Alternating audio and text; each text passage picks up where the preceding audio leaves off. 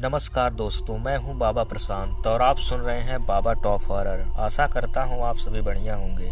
Channel पर पहली बार आए हैं तो चैनल को सब्सक्राइब कर लें।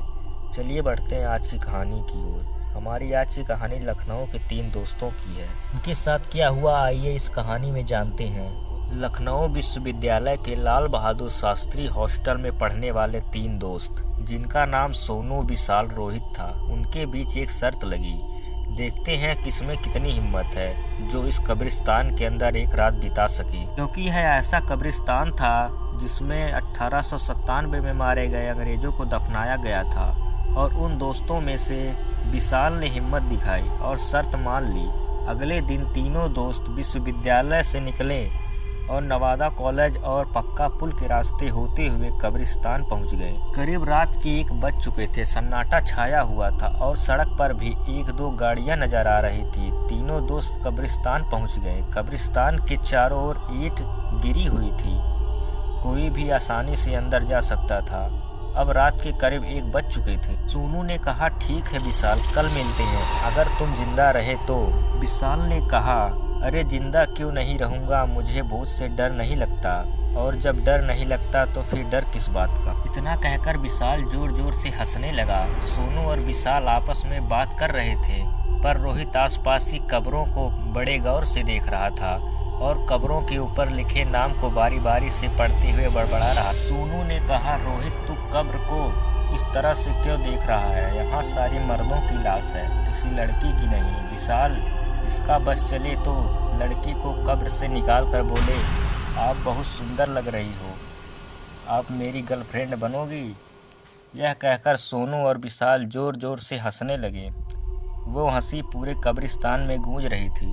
रोहित बोला, अरे नहीं सोनू, मैं तो इन कब्रों पे लिखे नाम को पढ़ रहा था, क्योंकि पिछले हफ्ते जब मैं अंजलि के साथ यहाँ घूमने आया था तो थॉमस की कब्र कब्रिस्तान के सबसे आखिर में थी। और मुझे इसलिए याद है क्योंकि मैंने इसी कब्र के पास से फूल तोड़कर अंजलि को दिया था। रोहित की बात सुन सोनू और विशाल भी एक पल के लिए सोच में पड़ गए। सबके मन में सिर्फ यही सवाल था, आखिर कब्र एक जगह से दूसरे जगह कैसे जा सकती है? और इस बात की पुष्टि इस बात से भी हो रही थी कि रोहित के तोड़े हुए फूल की पत्ती अभी भी मुरझाई हुई कब्र के पास पड़ी थी। विशाल बोला, अच्छा ठीक है, अब मुझे और उल्लू मत बनाओ, मुझे डराने की तुम्हारी कोशिश किसी काम की नहीं, समझ गए? मैं अब इस कब्रिस्तान से कल सुबह ही वापस आऊँगा, वो भी जिंदा। चलो जाओ, अब तुम मुझे अकेला छोड़ दो। विशाल की बात सुन सोनू और रोहित कुछ नहीं बोले और आपस में बात करते हुए कब्रिस्तान से बाहर आ गए। और विशाल अपने दोस्तों को कब्र से जाते हुए शांत देख रहा था। और उनके जाने के बाद विशाल उसी थॉमस हेड की कब्र के ऊपर बैठ गया और वहीं जमीन से घास नोचने लगा। उसकी नज़रें पूरी कब्रिस्तान को ताड़ रही थी। तभी जमीन से एक हाथ निकला और विशाल के हाथ को पकड़ लिया, उसे कब्र से नीचे गिरा दिया। उसने जब आसपास देखा तो वहाँ कोई नहीं था, और जब उसकी नज़रें अपने हाथ पर गई तो हाथ पर किसी के नाखून से निशान बन चुका था, जिससे खून निकल रहा था। उसने खुद को संभाल कर एक बार फिर कब्रिस्तान को देखा तो उसे धुआं ही धुआं उठता हुआ दिखाई दिया, जो उसी को घेरने उसी की ओर बढ़ रहा था। जिससे पहले वह कुछ समझ पाता, धुएं ने उसे घेर लिया, जिसकी वजह से उसका दम घुटने लगा और फिर अगले ही पल उसे गोली और तलवारों की आवाज़ आने लगी। और ठीक उसकी आंखों के सामने स्वतंत्रता सेनानियों ने अंग्रेजी हुकूमत के सिपाहियों का उन्हीं की बंदूक से उनका सीना छल्ली कर रहे थे, तलवारों से उनका जिस्म अलग कर रहे थे। और ये सब विशाल के सामने हो रहा था। इतना सारा खून और मौत की चीख सुनते हुए विशाल की सांसों में गर्माहट बढ़ गई थी। उससे पहले वो कुछ समझ पाता और इस सदमे से बाहर निकल पाता, अचानक किसी ने विशाल को पीछे से धक्का दिया और उसे जमीन पर गिरा दिया। उसने जब पीछे मुड़कर देखा तो कोई नहीं बल्कि सोनू और रोहित ही थे, और सारा धुआं एक पल में गायब हो गया था। सोनू बोला, अबे देख कितना फट्टू है ये। रोहित बोला, अबे जब तुझे इतना ही डर लग रहा था तब यहाँ आने के लिए हाँ ही क्यों की? जरा अपने चेहरे का रंग देख। डर के मारे कितना उड़ा हुआ है। सोनू और रोहित जोर जोर से हंसने लगे क्योंकि अचानक से धक्का लगने की वजह से वो डर गया था। विशाल बोला, बंद करो तुम लोग अपनी यह नौटंकी और चले जाओ यहाँ से। मुझे और नहीं रहना इस कब्रिस्तान में। तुम्हें अंदाजा भी नहीं मैंने अभी क्या देखा। विशाल जानता था कि उसने अभी जो देखा वो कभी अपने दोस्तों को समझा नहीं पाएगा, इसलिए झुलझुलाता हुआ दोनों से कहकर बाहर जाने को हुआ ही था। तभी रोहित ने उसका हाथ पकड़ लिया और उसे रोक लिया। रोहित बोला, अबे तू अकेला कहाँ चल दिया? चिंता मत कर, तेरे साथ साथ अब हम भी इस कब्रिस्तान में रुकेंगे, फिर ठीक है ना? विशाल बोला, पर रुकना ही क्यों है? जब से मैं आया हूँ अजीब सी ठंड लग रही है और तुम दोनों के हाथ भी तो बर्फ की तरह ठंडे हो चुके हैं।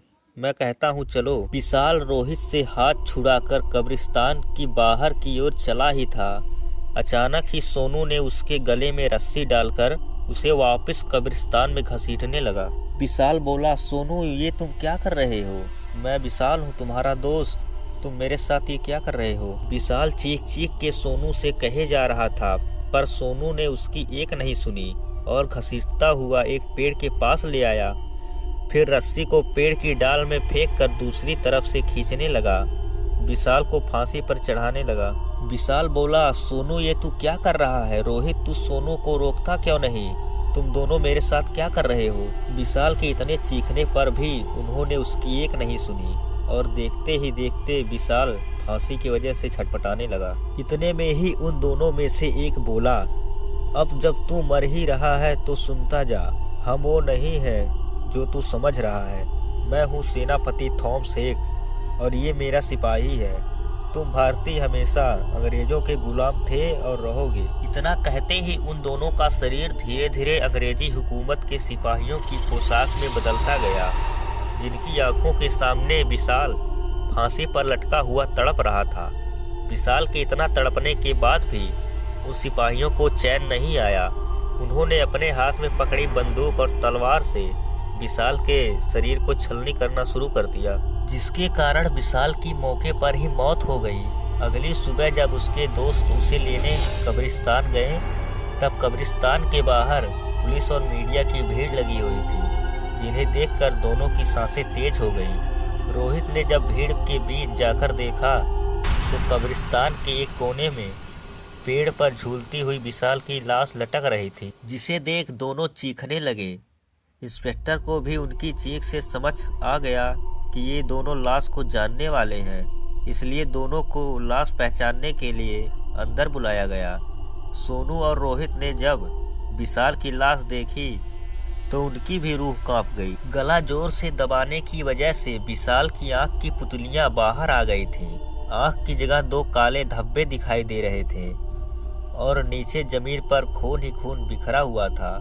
साथ ही गोली की खाली कारतूस भी बिखरी हुई थी, पर विशाल के जिस्म पर एक भी निशान नहीं। दोनों ने लाश को तो पहचान लिया था, पर अब यह केस पुलिस को भी समझ में नहीं आ रहा था। पर पोस्टमार्टम से यह बात साबित हो चुकी थी, बाहर से भले ही उसके शरीर पर कोई खरोच ना हो, लेकिन अंदर से उसका शरीर गोलियों से छलनी पड़ा था और अंदर से मांस, नसें, यहाँ तक कि हड्डियाँ भी टूट गई थीं। बहुत जांच पड़ताल करने के बाद भी यह केस कभी नहीं सुलझा और कुछ सालों बाद ही सोनू और रोहित की लाश उसी रहस्यमयी तरीके से उसी पेड़ पर फांसी पर लटकी मिली।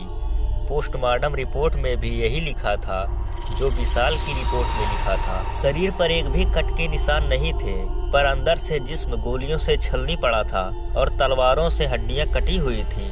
आज भी इस केस की फाइल लखनऊ के एक थाने में धूल खा रही है, लेकिन अब वक्त बदल चुका है। सरकार ने कब्रिस्तान को संरक्षित करते हुए चारों तरफ दीवार बना दी है और लाइट की सुविधा भी कर दी है।